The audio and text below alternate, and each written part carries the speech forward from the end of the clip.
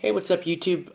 Time to shoot a really quick video. This is by request from one of my Instagram followers who saw some photos of me working on my Mansions of Madness stuff, and I think she wanted to know how I went ahead and did the basing for this. So actually there's a couple of different techniques I use, and I'm going to share all of them here really quick in this video.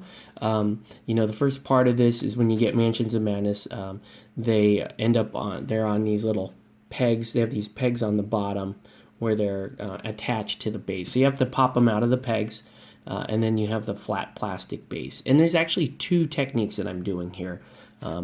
The first is this, when you see this brick inlay pattern there, that's actually a stamp. So I'm using 2-part epoxy putty. You can see it here on one of the detectives. You can see the pattern there of that. So I use a rubber stamp. These are from Happy Seppuku.com. Really cool. You can get them in all different kinds of patterns. And they're just fantastic. Miniature wargamers use them. I use them, like cobblestone, sci-fi. There's all kinds of really cool ones that you can do. But in order to do that, you need to use a 2-part epoxy putty or milliput, green stuff, gray stuff. The product that I use, it's actually really good buy, is this stuff here, Apoxie Sculpt. And you can get, this is one kit. It's 2 parts, obviously, and you got to mix it in equal parts. It takes about 3 hours to cure, but it starts to set up around an hour, hour and a half. So I buy this on Amazon, and you use that with the stamp, and you can get that brick inlay pattern. So truth be told, when I was doing this, I actually ran out of Epoxy Sculpt. I didn't have enough to do the entire base.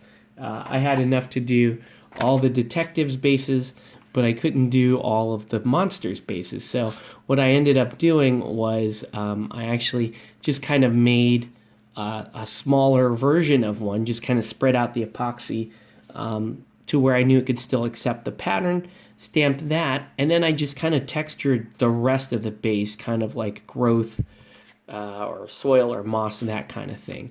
And this, again, really simple. You can use one of 2 products. This is white pumice from Vallejo. This is really easy stuff. You just spread it on and let it dry. It's about as simple as that. It's got a nice grit texture to it, and it will harden down nicely. If you want to do something maybe a little rougher than this, like if you wanted to do water or like choppy waves, I would use their white stucco product, also by Vallejo. So that's what I did. So I let the putty part dry, then I went back in, did the stucco, let that dry, and then as it was setting up, went ahead and reattached the monsters to it. Okay, so I hope that helps you out. Thanks for asking the question, and thanks for following me, you guys. And with that, I guess we'll catch you on the next video.